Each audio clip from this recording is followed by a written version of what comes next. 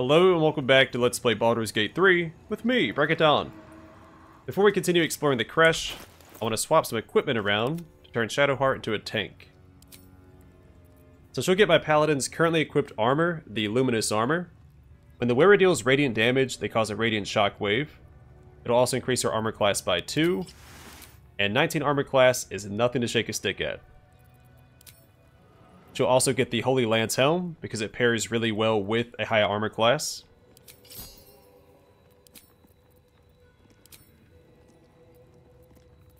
Then my Paladin, who looks really cool like that, very Barbarian King, will get the Chainmail +1 and the Helmet of Smiting. And Astarion can have the Warped Headband of Intellect.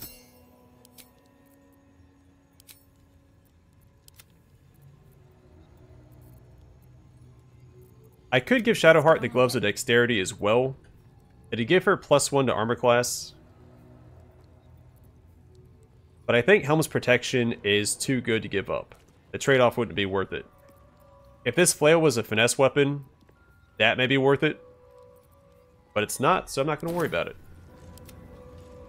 Light on my feet.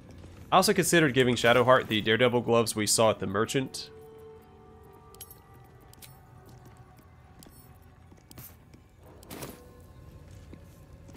But I don't think I will.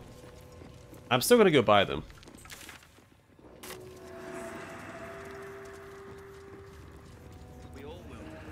Because I could give those gloves to Shadowheart and have her use Sacred Flame in melee combat. But Sacred Flame is awful. Back so soon?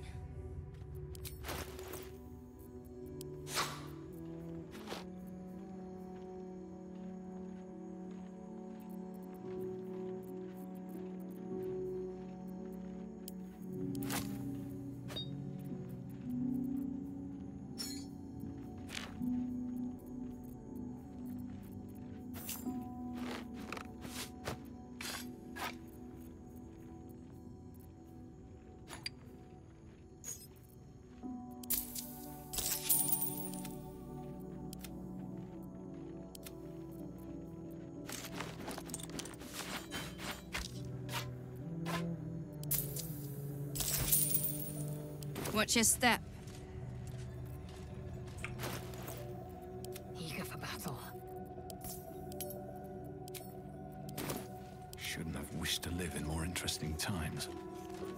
Alright, we have one more thing we have to take care of before we continue exploring. And I'm not super thrilled about it. So you may notice that my Paladin is missing some health. Max health.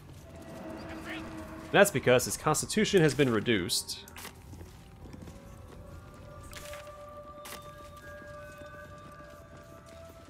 By the Zaithisk last episode.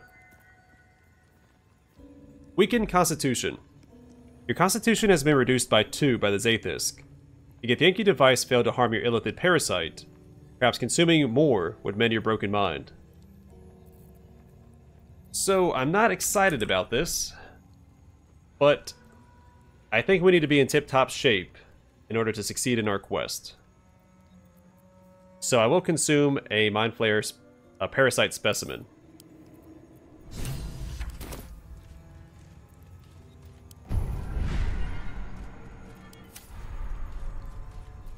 Yeah, so just consuming it does not fix it. I think we have to select one of these. So we have 5 options. Psionic Overload. Your attacks deal an additional 1 to 4 psychic damage, but you take 1 to 4 psychic damage every turn for 10 turns and once per short rest. Favorable Beginnings. The first attack roll or ability check you make against any target gains a bonus equal to your proficiency bonus. Force Tunnel. Charge forward, pushing all objects and creatures in your path 13 feet away from you. Doesn't provoke opportunity attacks, and once per short rest. Concentrated Blast. You must be concentrating on another spell to cast this. If the target was concentrating, you heal as much as the damage that was dealt to it. The spell you're concentrating on will end. That's a lot of damage. But you basically have to sacrifice a spell slot to use it. And transfuse health. Sacrifice half your remaining hit points to heal a target for the same amount.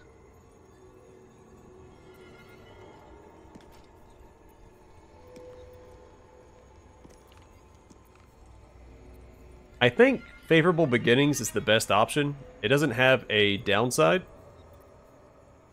Sonic Overload can only be used once per short rest, and it also damages you. Transfuse Health, you have to give up half your hit points to heal someone else. Concentrated Blast does damage and heals you, maybe. But you also lose a spell slot to use it. And Enforced Tunnel seems good, but it's only once per short rest. So I think I'll go with this, which unlocks Luck of the Far Realms. Once per long rest, you can change a successful attack roll against a foe into a critical hit. That seems pretty good. And Charm. Channel the dark allure of the tadpole to charm an enemy that attacks you, preventing them from attacking you until their next turn. I mean, both of those seem pretty good, but I'm not using any more tadpoles. I only use the one out of necessity. Entirely too empty. I'd expect to see 15 eggs at the very least.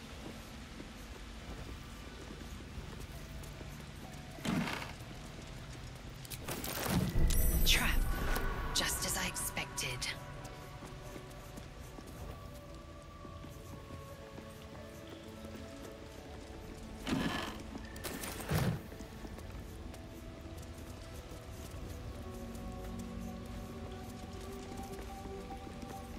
Alright, notice the Varsh Koku. This message has been inscribed in the common tongue. Koku, a new batch is arriving soon. You're still holding out hope for the hatching of that final egg. Give up. It can't hatch on its own. It's not worthy of joining our ranks. Destroy it, and move on. Ithrak Therizin.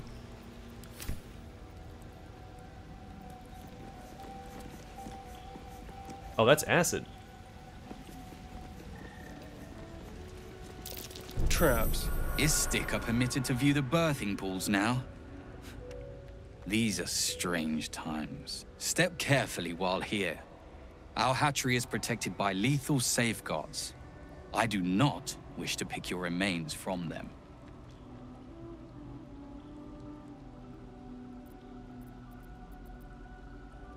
I thought a hatchery would have more eggs. Most are hatched. Only one remains. Monitored by Varsh Koku, the caretaker of our young. You may speak to the Varsh if you wish, but stay away from the egg. There will be no second warning. You linger still.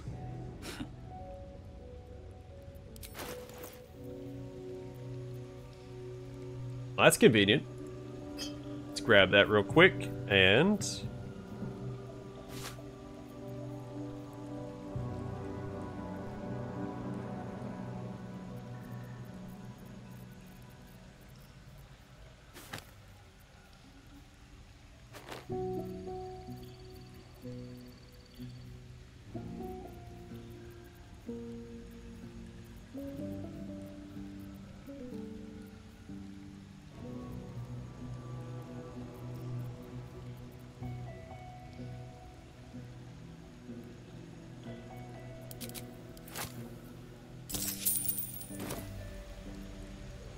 I'd like to speak to the caretaker.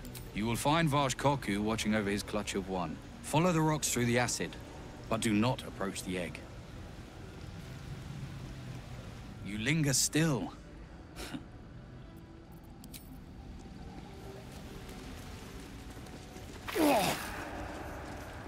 Don't step in it, doofus.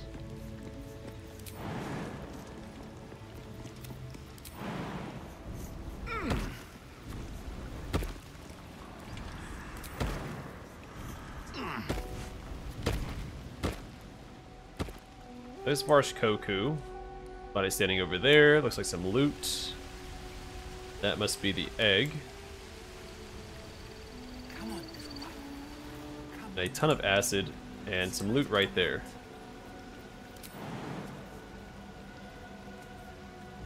Like just trapped.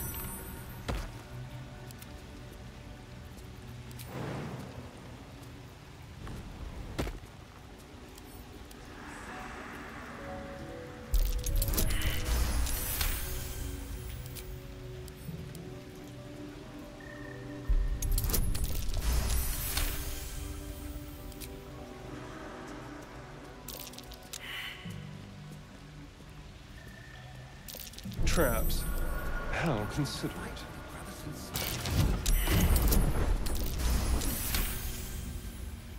That was a really convenient angle. That could have easily knocked him down into the acid. Alright, so it looks like the path to Koku is clear. Move with purpose. Oh, he spotted it, but it's already been activated. At least things have stayed interesting. Before we speak to Koku, let's jump across and speak to Zoran. You are permitted in here. Do not confuse that with being welcome. Whatever you say, eyeliner.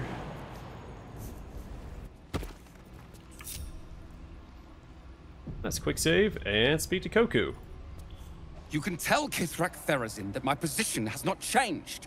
The egg requires more time. Furthermore... Oh. I was not expecting an istic. What brings you to my hatchery? Also, based on the note that we read when we first entered the hatchery, it might be better to steal the egg anyway, since the captain wants to have it destroyed.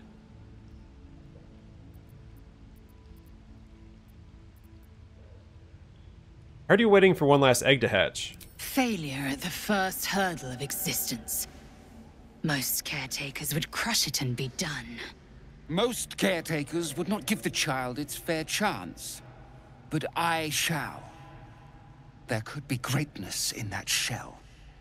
You note that the hope in his voice is tinged with weariness.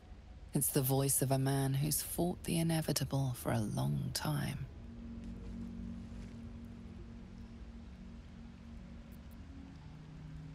Why do you care so much about one dud egg?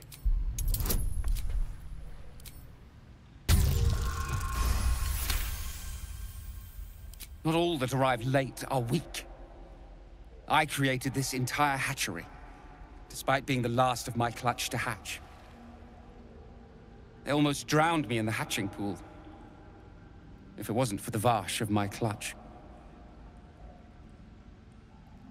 This one deserves the same chance.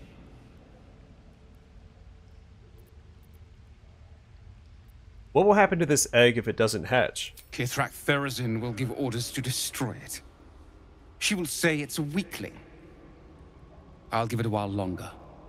And if it doesn't hatch, it will have proven her right.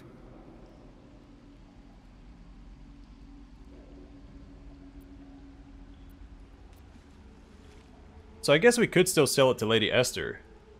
Being raised by the Society of Brilliance is better than being crushed. Granted, it may just be treated as a science experiment and not given a proper life, but it will at least have a life. They said they're going to try and raise it to be more empathetic and sympathetic, not so aggressive.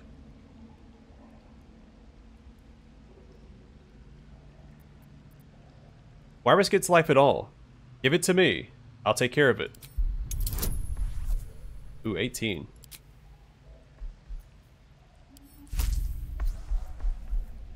Alright. Hey, we did it! You? What do you know about Githyanki child rearing? Still, the captain's due for an inspection any day now. And if she sees it here... Tell me, what will you do with it if I entrust it to you?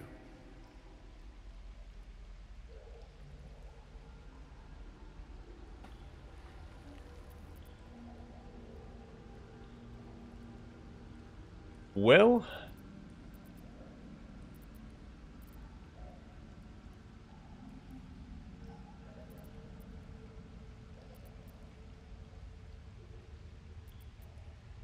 I don't want to lie. I may give it to Lady Esther.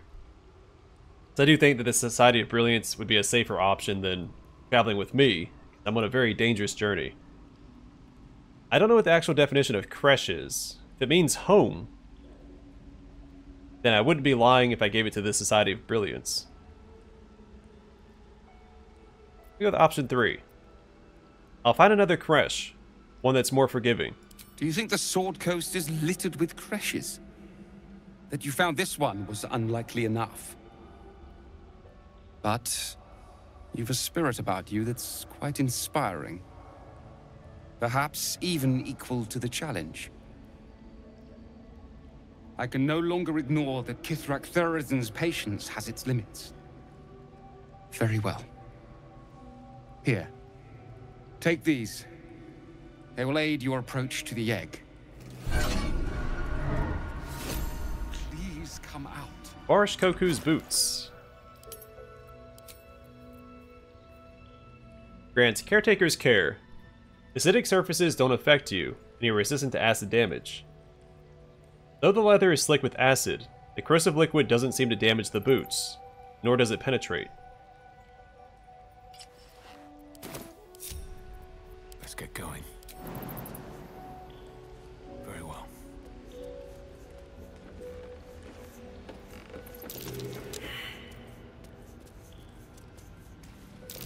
Watch how you go. There's a trap. Entirely too empty. I'd expect to see 15 eggs at the very least.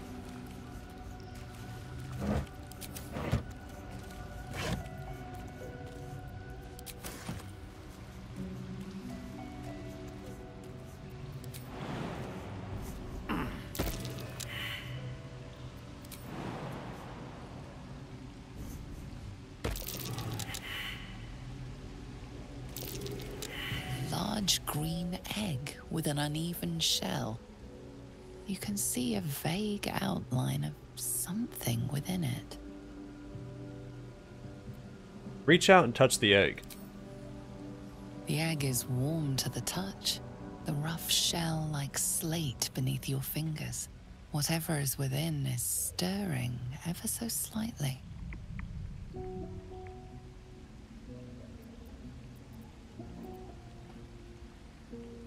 Pick it up gingerly and stow it in your pack.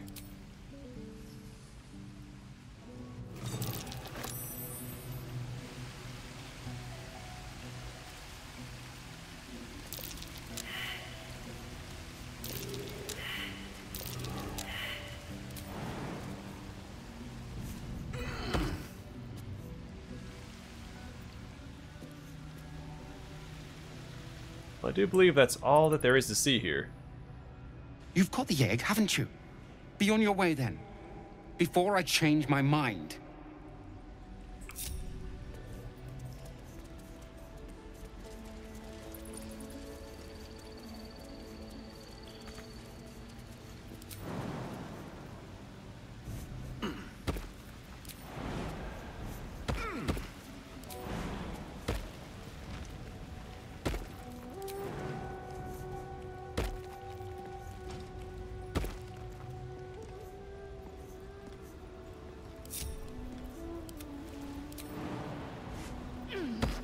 Keep a blade close.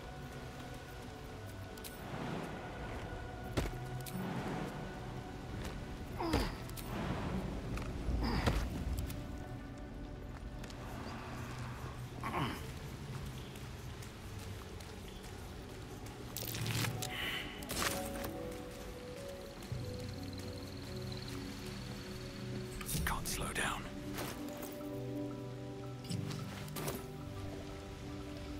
Alright, not too shabby.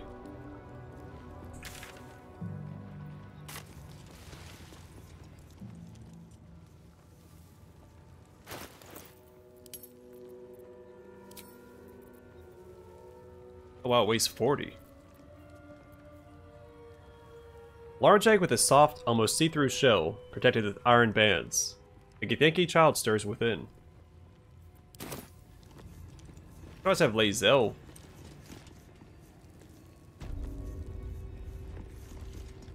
Raise it. Kachuki! We are training to fight Gake. You think they will hesitate? They won't need to if we keep killing each other for them. It's stupid. Orphe... Silence! It seems your childish prattling is attracting an audience. You fight again. This time, daggers only. And to the death, as instructed. Who wants to challenge this sniveling Istark?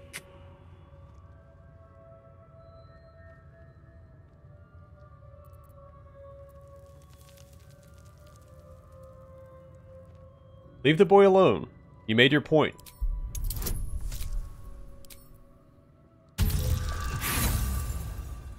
Wow, off by 1.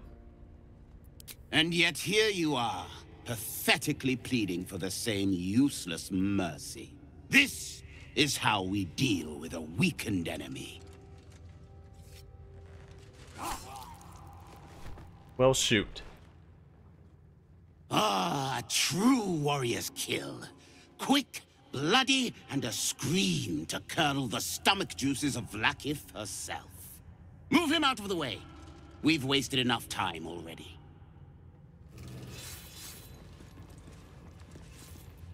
You are well on your way to being gate food. Do better! Oh, that's cool.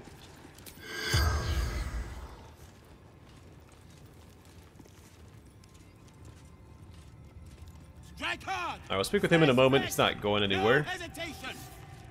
Gate have 6 major arteries. No, wait, 7. Stop distracting me. I have to learn this or the Savage will get angry. Again. Did you see that? What a wimp! I'm way braver than Varl. Yeah, Varl was the one mentioned in the note we found in the infirmary. Svashkath won't let us do anything fun till we pass this test.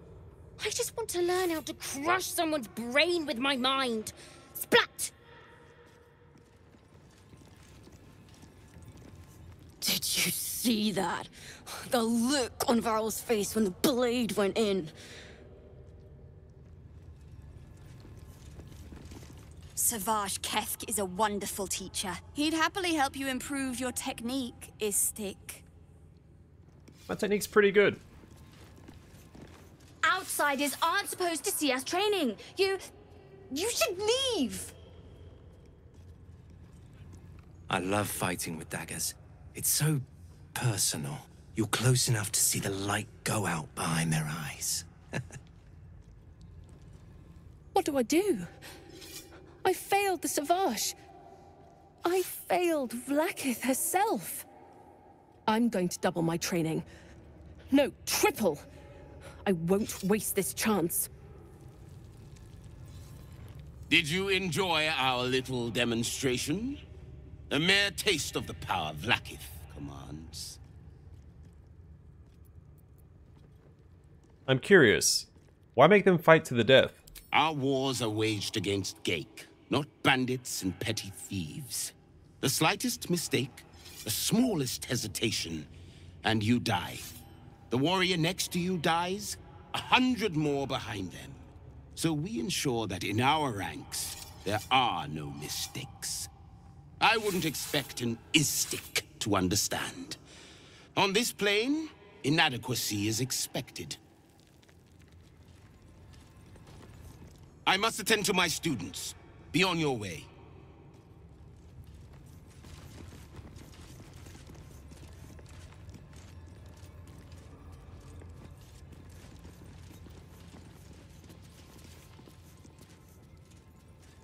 Strike hard! Slice flesh! No hesitation! Oh, you still want me lighting that brazier. Fair enough. Unless you want to be set up as target practice, I suggest you leave, Istik.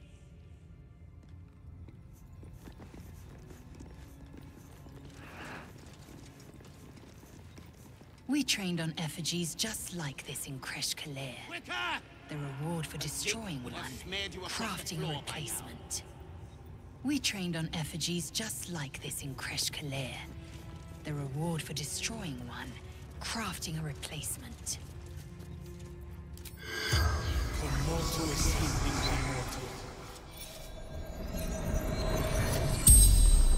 The corpse regards you lifelessly. Why didn't you fight back? Tired of killing Orpheus. Bear Get away. Who is Orpheus? Lost prince. Son of Gith. Forbidden.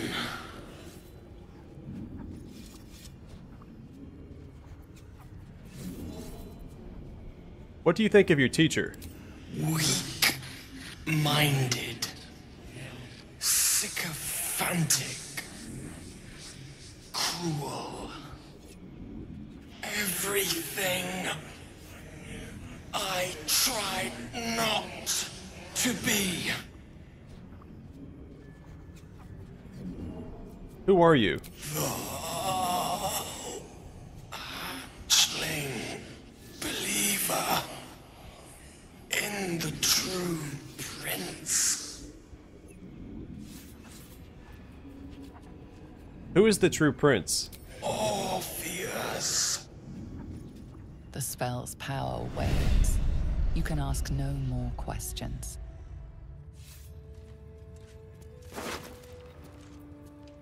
Strike hard! Slice flesh! No hesitation! Orpheus, Prince of the Comet, Part 2. Sacrifice. A round slate with circular symbols etched into it.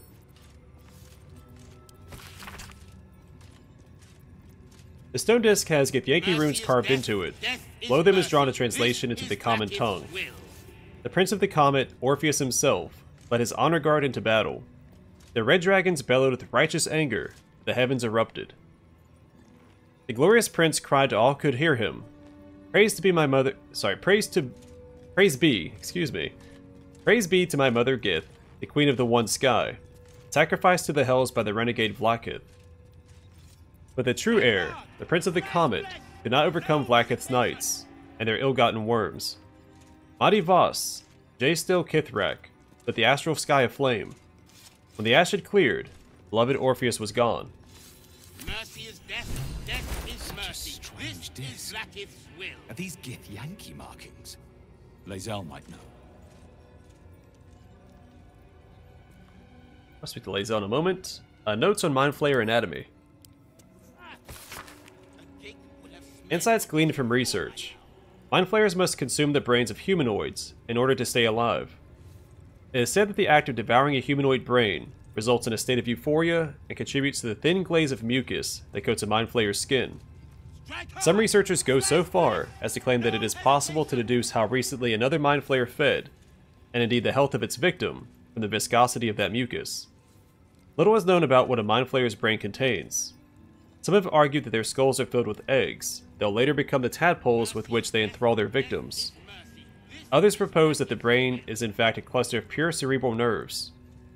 Since Mind Flayers procreate by tadpoling humanoids, they technically have no need of genitals, but I have been unable to verify this in the absence of any written record.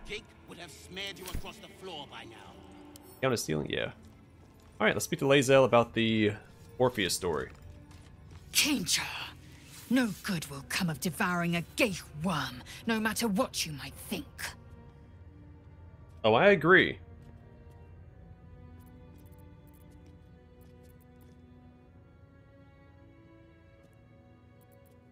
A hatchery with a single egg. How many does a clutch usually contain? Kalir's clutch held 36 eggs, more or less, though I've learned of creches that harbored 100. Githyanki look quite humanoid. How did you evolve to lay eggs? Humanoid. How I despise the term. Githyanki are quite superior to humans. Though it must be said, you are an uncommonly adequate member of your species. Our biology slates state that Githyanki came to lay eggs after we escaped Illithid enslavement and took to the astral plane. It's an asexual process, a favorable change by any estimation. Hideous to imagine a life where I couldn't partake in the pleasures of sex without the looming threat of bearing children. Who does the laying? I'm curious about the logistics. Shukiani. Githyanki chosen by Vlaakith herself to bear young. The Queen assigns when and where they must lay, and how many eggs they must bear. The Shukyani pass their eggs in the material plane. In the astral, time barely passes. It is a meticulous process, carefully timed so that the eggs hatch at once. On to other matters. Go on then. The crèche training room was illuminating. Are Gith instructors always so brutal? My own Savage would never have threatened a youngling. A waste of time and energy. The pupils themselves culled the weak from their ranks. I myself felled 4 of my own classmates once Kalir had 100 times circled Tyrell.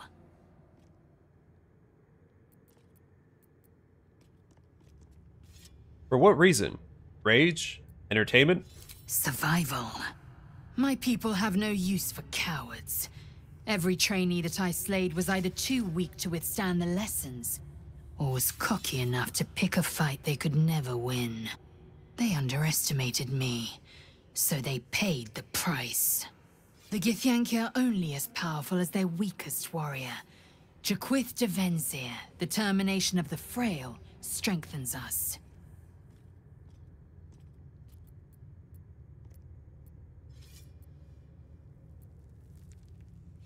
Ask Lae'zel about the disc from the crèche. The disc appears in your mind's eye. Lae'zel sees it too, and considers the vision. Tirsu markings. Ancient. I recognize them, but I can't make sense of... No. Wait. The texts are enciphered, but there's a common speech translation beneath, carved in a different hand. It's a story about Orpheus. Your head buzzes in concert with Lae'zel's, but it hardly matters. Even without the connection, you'd recognize her discomfort. Who's Orpheus? A traitor. A dead one. This text is heresy. I can hardly bear to read it, let alone speak it.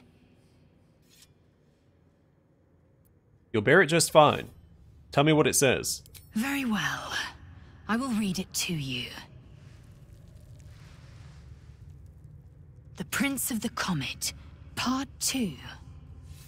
The Prince of the Comet, Orpheus himself, led his honor guard into battle. Their red dragons bellowed with righteous anger, and the heavens erupted.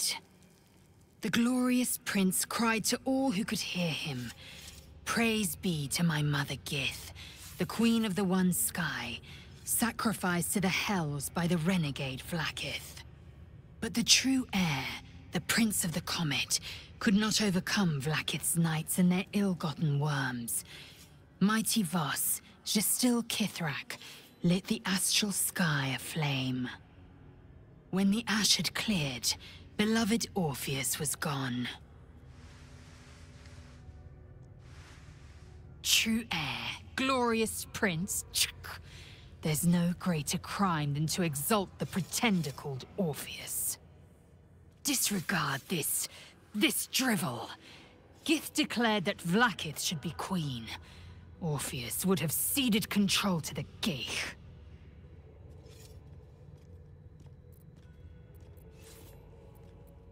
And if it's true, it sounds like Vlaakith betrayed Gith and seized the throne. She did nothing of the sort. Thank your good fortunes I'm a tolerant woman, or I'd have sliced off a few toes for suggesting it.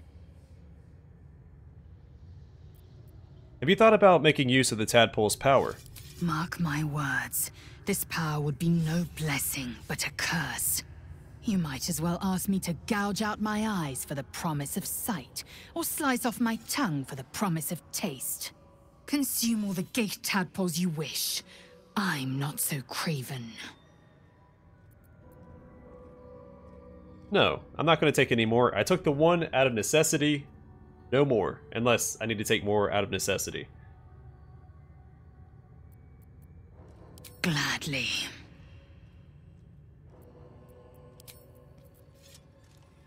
What do you need now?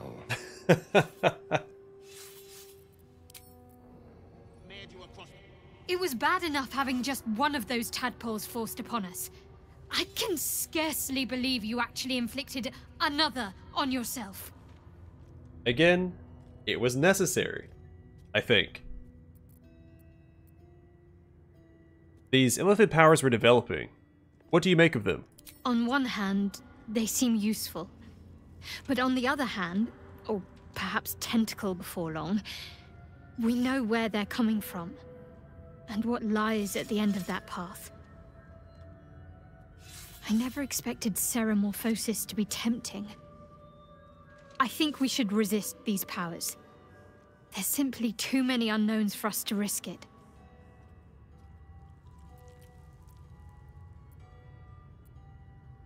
Perhaps you're right. It's been known to happen.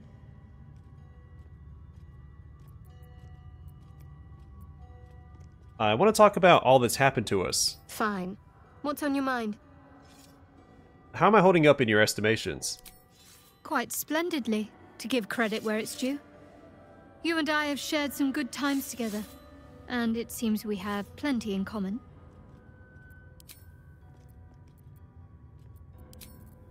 Alright, well. We're getting really close to leveling up as well. We only need 104 experience. Oops.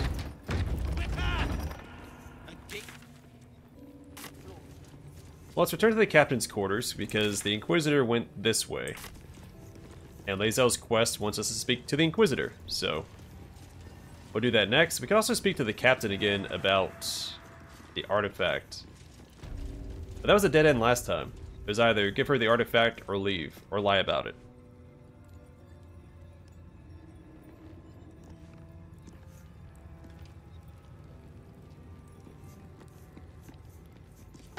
Go and shut that. I might grab Gale and have him lock this door. Because I might go speak to Therazin. And it may lead to combat.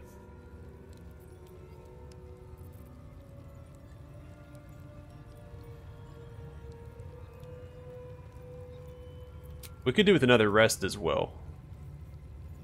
Or just swap out both. Well, I want to keep Lae'zel in the party because we're in a crèche. We'll swap out Astarion for Gale, have him lock the door. Just in case.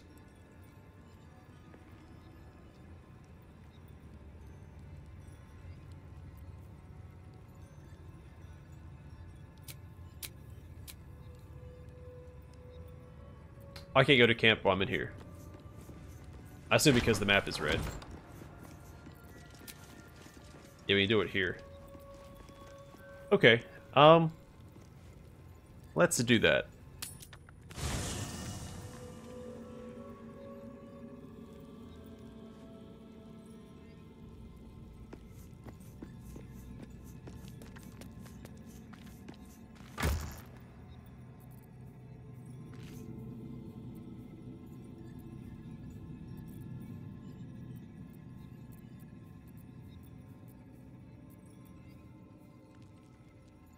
Where did I get this stuff? Periwinkle undergarments. This charming piece's hue reminds of the flower often sprouting from anonymous graves. Channeler's trunks. Underwear of this type was commonly worn by mages powerful enough to broadcast their likeness across the many planes of existence. Streamhopper loafers. Traversing fast-paced bodies of water is a chore for all, apart from the fashionable folk clad in this footwear. And Chatterbox's tabard. Indigo cloth manipulated into elaborate patterns mark this outfit's wearer as a gregarious observer, listener, and conversationalist.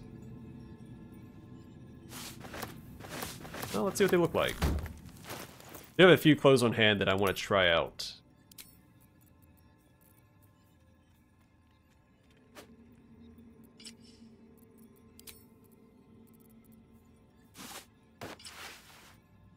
That's pretty cool. Very adventure-esque. Don't care for that one.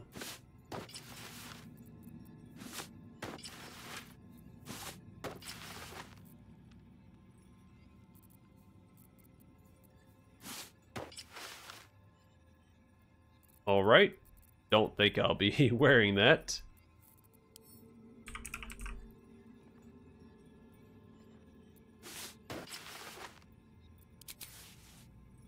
Yeah, we can rock that.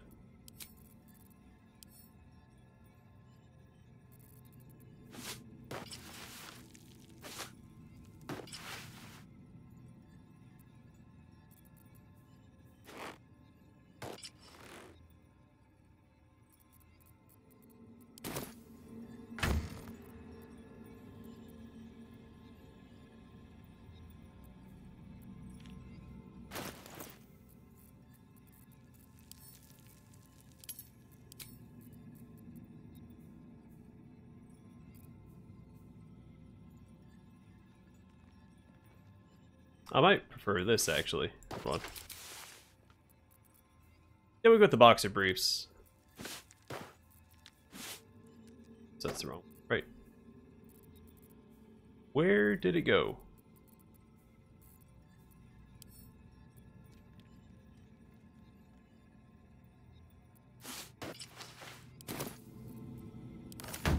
Alright, back to what I was doing. Guess we'll hold on to those, and I had dye in my inventory as well.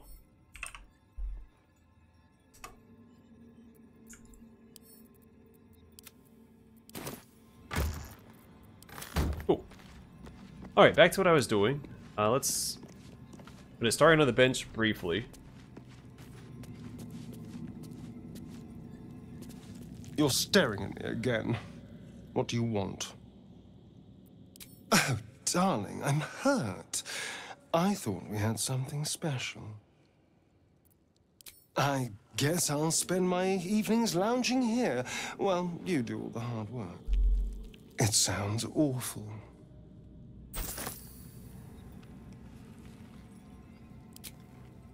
Oh, and I'm encumbered. Okay.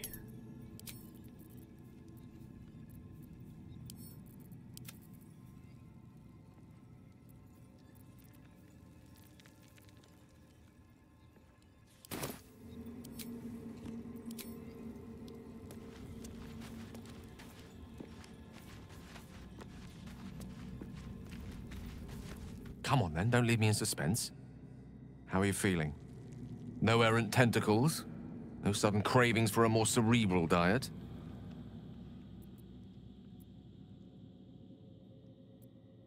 No signs of ceremorphosis taking effect, if that's your concern. I was rather more curious to know what benefits the tadpole might have bestowed. But no doubt the benefits of your change in diet will become apparent soon enough. Was there another matter you wish to discuss? With pleasure. Lead on. I'll bring him along and speak to everyone else about eating the tadpole real quick. You wish to speak?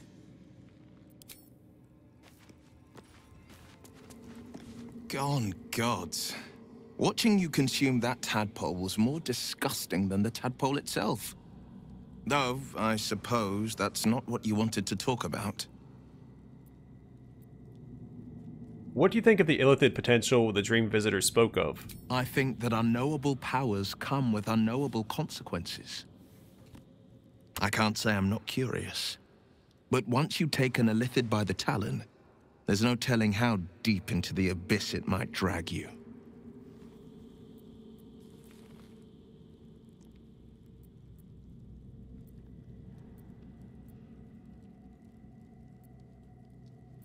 All these are terrible.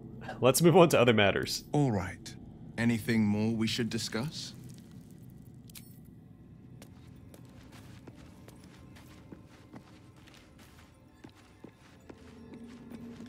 Feeling illithid? So, about our tadpole powers. You really did it, huh? Not worried about adding more illithid into the mix? Well, what can I say? You look fine, smell fine, seem fine. And yet, you're more mind flayer than ever. Hope you don't expect me to follow your lead in this. Not at all. Good. And you know, keep an eye on yourself. If you start feeling loopy, shout. We don't know what these tadpoles are capable of. You know what? I might call the episode in camp, and then at the beginning of the next one, equip some of the equipment that I've been purchasing on my companions. Just help with my encumbrance a bit. So for now, I'm going to call it here. Next time, we'll do some inventory management with everybody.